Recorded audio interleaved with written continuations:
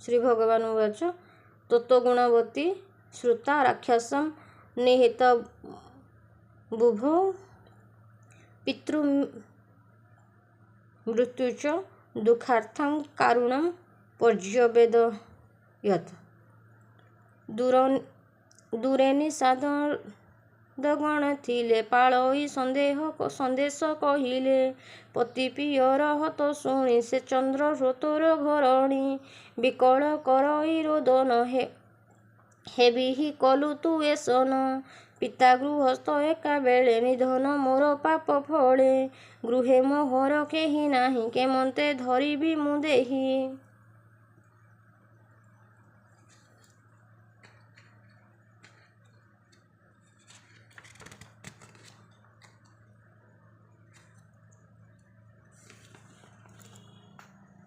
ସ୍ୱଭାବେ ଅଳପ ବୟସ ବିପଦ ପଡ଼ିଲା ଅଶେଷ ପୋଡ଼ୁ ମୋହର କର୍ମ ଫଳ ପ୍ରଭାତୁ ଅସ୍ତଗଲା ବେଳ ଘୋର ଗହନ ବନେ ରଖି ଦଇବ ନେଲା ବେନି ଆଖି ବୁଦ୍ଧି ତ ନଦୀ ସଇ ଆଉ ଧିକ ମୋହର ଜୀବ ଯାଉ କେମନ୍ତେ ସରିବ ମୋ ଦିନ ଭୋ ପିତା ତୁମର ଜୀବନ କ୍ଷଣେ ନ ଦେଖୁ ମୋର ଦୁଃଖ ଏବେ ତ ହୋଇଲି ନିରକ୍ଷ ମନ୍ଦିର ଶୂନ୍ୟ ହେବା ଆସେ ମୋତେ ନ ଦେଇ ଅନ୍ୟ ଦେଶେ ପରକୁ ମୋର ଗୃହେ ବରି ପାଳିଲ ପ୍ରାଣ ପ୍ରାୟ କରି ମୋତେ ତାହାଙ୍କୁ ବିଭା ଦେଇ ଏବେ ସଙ୍ଗରେ ଘେନି ଗଲ ଅନାଥ କରିଗଲ ମୋତେ ମୁଁ ଜାନ୍ତି ସ୍ୱାମୀଙ୍କ ସଙ୍ଗତେ ଉଭୟ କୁଳୁ ଜ୍ଞାନ ଶୂନ୍ୟ କେ ଦେବ ଜଳ ତିଳ ଦାନ ପ୍ରେତ କେ ପବିତ୍ର କରିବ ଏଣୁ ରଖିବି ମୋର ଜୀବ ଏମନ୍ତେ ଭାଳି ଗୁଣବତୀ ଶୋକ ସମ୍ଭାଳି ହେଲା ଶାନ୍ତି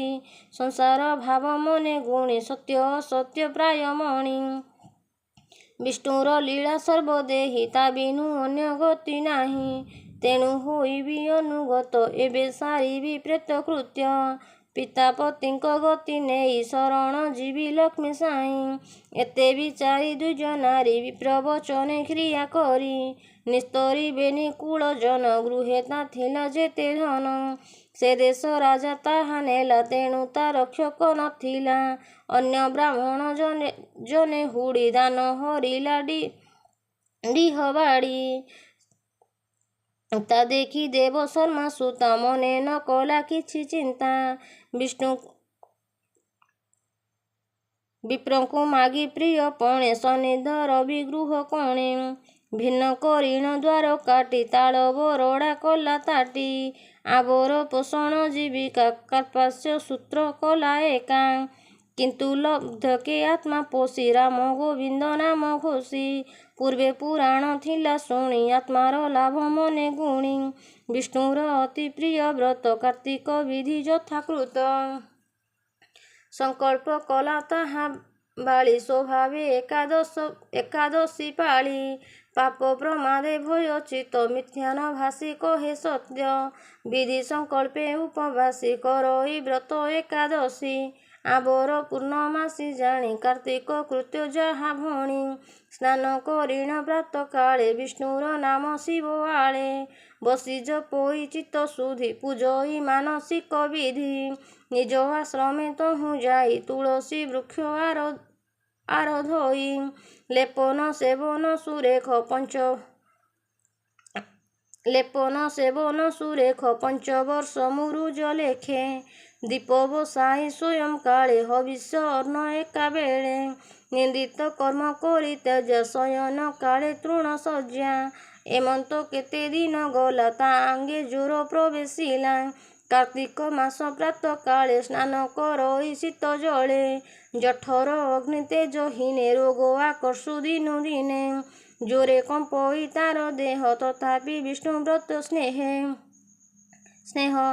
ନିତ୍ୟ ପ୍ରଭାତେ ସ୍ନାନ କରେ ମନ୍ତେ ସୁର ନଦୀ ତୀରେ ଅଙ୍ଗେ ବ୍ୟାପିଲା ସନ୍ନିପାତ ତକ୍ଷଣେ ପାଇଲା ପଞ୍ଚତ୍ୱ ଆତ୍ମା ତା ଅନ୍ତରିକ୍ଷ ପାଇ ଜ୍ୱାଜ୍ୱଲ୍ୟମାନ ଦେହ ପାଇ ବସିଲା ହେମମୟ ରଥ ମଙ୍ଗଳ ଧ୍ୱନି କରି ପଥେ ବିଷ୍ଣୁ କିଙ୍କରେ ତହିଁ ମିଳି ଘେନି ବୈକୁଣ୍ଠ ଗଲେ ଚଳି ବିଷ୍ଣୁଙ୍କୁ କଲା ଦର୍ଶନ ଛାମୁରେ ପାଇ ସନମାନ ଲକ୍ଷ୍ମୀ ସଙ୍ଗତେ ସଖୀ ହୋଇ ରହିଲା ଦିବ୍ୟ ଭୋଗ ପାଇ ପୁଣି ଲଭିଲା ଯେଉଁ ଗତି ସେ କଥା ଶୁଣ ସତ୍ୟବତୀ। ଏବେ ଦ୍ୱାପର ଯୁଗେ ପୁଣି ବିଷ୍ଣୁ ସ୍ୱରୂପ ନାରାୟଣ ସ୍ୱୟଂ ପ୍ରକାଶ ଏଥି ଆସି ଅବନୀ ଭରା ଭର ନାସି। ରୁକ୍ମିଣୀ ଲକ୍ଷ୍ମୀ ଉତୁପତି ତୁମ୍ଭେ ଯେ ପୂର୍ବ ପୁଣ୍ୟବତୀ। ଏବେ ହୋଇଲେ ସତ୍ୟଭାମା କହନ୍ତି ପୁରୁଷ ଉତ୍ତମା। ଯେ ଚନ୍ଦ୍ର ହ୍ରୋତ ଦ୍ୱିଜ ବର ସେ ଏବେ ଭକତ ଅକ୍ରୂର। ସେ ଦେବ ଶର୍ମା ତୁମ୍ଭ ତାତ ସେ ଏବେ ନାମେ ସତ୍ରାଜିତ।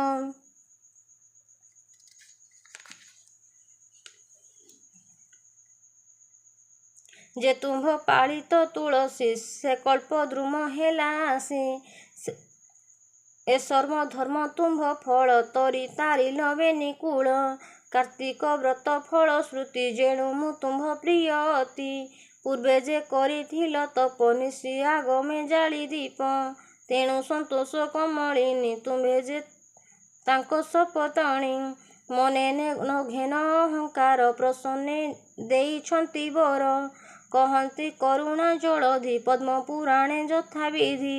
କାର୍ତ୍ତିକ ମହିମା ବର୍ଣ୍ଣନେ ଉତ୍ତର ଖଣ୍ଡେ ବିଦ୍ୟମାନେ। ଶୁଣି ସନ୍ତୋଷ ସତ୍ୟାବତୀ ଯେ ପ୍ରଭୁ ତାଙ୍କ ପ୍ରାଣପତି। ସେ ପ୍ରଭୁ ଚରଣ ବିଶ୍ୱାସେ ଶରଣ ମହାଦେବ ଦାସ। ଇତି ଶ୍ରୀ ପଦ୍ମପୁରାଣେ ଉତ୍ତରାଖଣ୍ଡ ଗୀତ ପ୍ରଭୃତେ କାର୍ତ୍ତିକ ମାହାତ୍ମ୍ୟ ସତ୍ୟଭାମା ପୂର୍ବଜନ୍ମ କଥନେ ନାମ ଦ୍ୱିତୀୟ ଅଧ୍ୟାୟ।